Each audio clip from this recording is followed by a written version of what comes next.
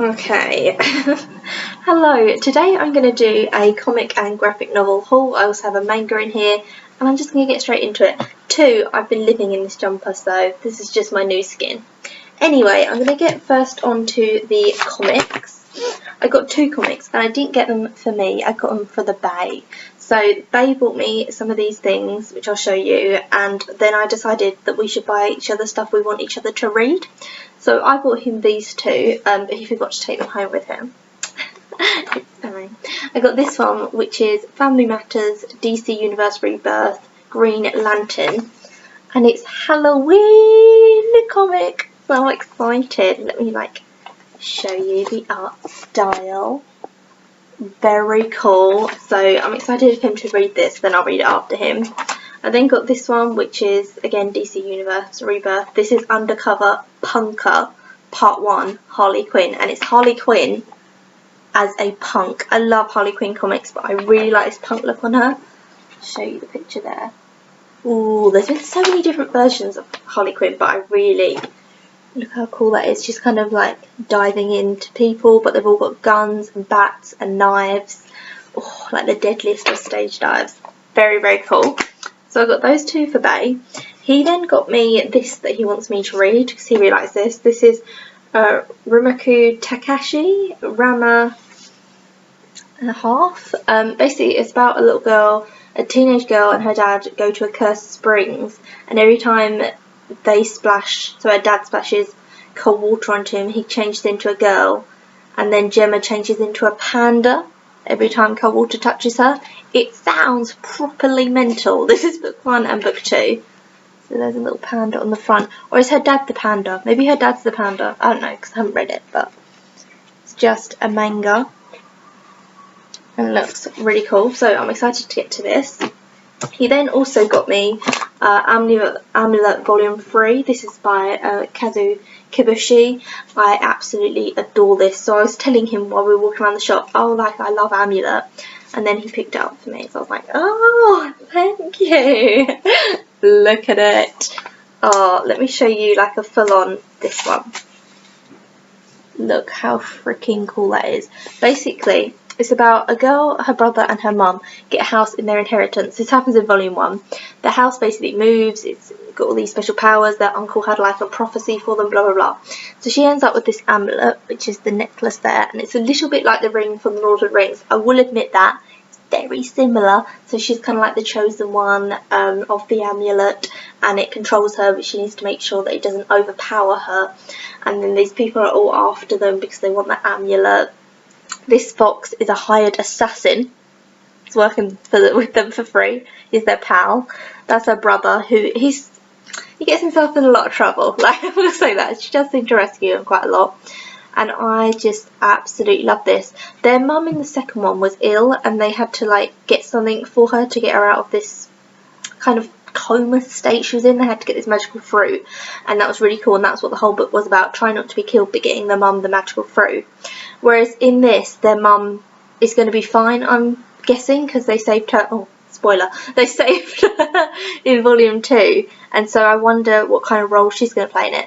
But it has really cutesy style, and these are all machines that can speak. The house also has legs and it walks. This little rabbit I love, and he kind of attaches himself to her wherever she goes because he wants to protect her from everything. So it's all cutesy, and then it gets really dark. Oh, I just absolutely love this. Volume 1 I wasn't that into. I was like, oh, it's okay. But volume 2 just got me, so I'm excited for that. I then got myself some graphic novel volumes. So I got this. So I think a lot of these are individual comics as well, so you could get them individual if you wanted. I think it's a really good idea to, instead of just getting volumes, to get the first comic in the series. Sometimes they're difficult to track down, so that's why I couldn't find them with these ones. But if you get the first comic, then you can see if you're going to like it instead of spending the money. But this is Giant Days. I can't work out who's done this. Alison Trayman Koga? Is that the people? But basically it's about a bunch of girls, they're strangers, they're put together, they're at university and they're friends, and it's about them at uni and their friendship. And I just thought it looked quite cool. I'm at uni at the moment, this is my uni room. I have filmed a one-take room tour thing, which I'll probably put up soon, of my room, because it's different from last year. What I'm saying, it's fine.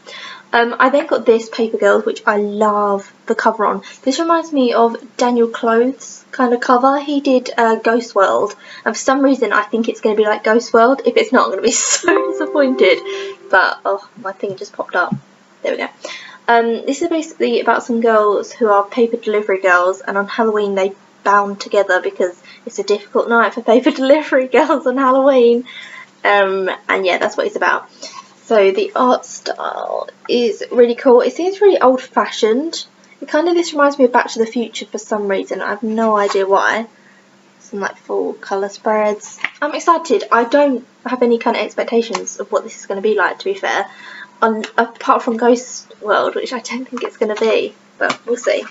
And then lastly, I got this, which is I Hate Fairyland. This is by Scotty Young, and this is volume 1, Madly Ever After. And as you see, it's I think it's going to be a spoof on fairy tales. So let me show you. So it's all a bit mental, psychedelic, like you've taken acid. Ooh, druggies paradise. It's all really mad.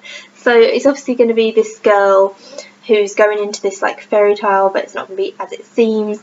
I think it's going to be like a light-hearted version of, what was it called, Beautiful Darkness, which I really loved. Kind of a spoof on the fairy tale genre taking a darker turn, which is odd that like now people love fairy tales taking it in a dark, twisted, weird way, because that's how fairy tales started. If you read Hans Andersen Christian, the Brothers Grimm, if you read their original fairy tales, they are very twisted. Like if you read Snow White from the Brothers Grimm, it's a very twisted tale, and The Little Mermaid is especially, I think that's Hans Christian Andersen, it's very, very bizarre. So it's weird that we're kind of going back to that genre. We took it, made it all fluffy, Disney, like, you know, bastardised it as always, and did its thing with it, and now it's like we're taking it back to the roots. I'm enjoying it. So that's it. That's everything that I got. So these two I will read, but they're not really for me. Yeah, I hope you enjoyed this. If you have any graphic novels that you think I would like, please leave them down below, because I really don't know now what other graphic novels I want to get. Like I feel like I've hit a brick wall with them. So please tell me, or like graphic memoirs I really love. Calling Dr. Laura is such a good one. Persepolis, like love those. So anything kind of like that, please let me know. And I'll see you again soon for another video. My shoulder is feeling better. Just like a quick life update. My shoulder's feeling better, so hopefully I won't be flooding this channel every day with videos. But yes, I'll see you soon. Bye.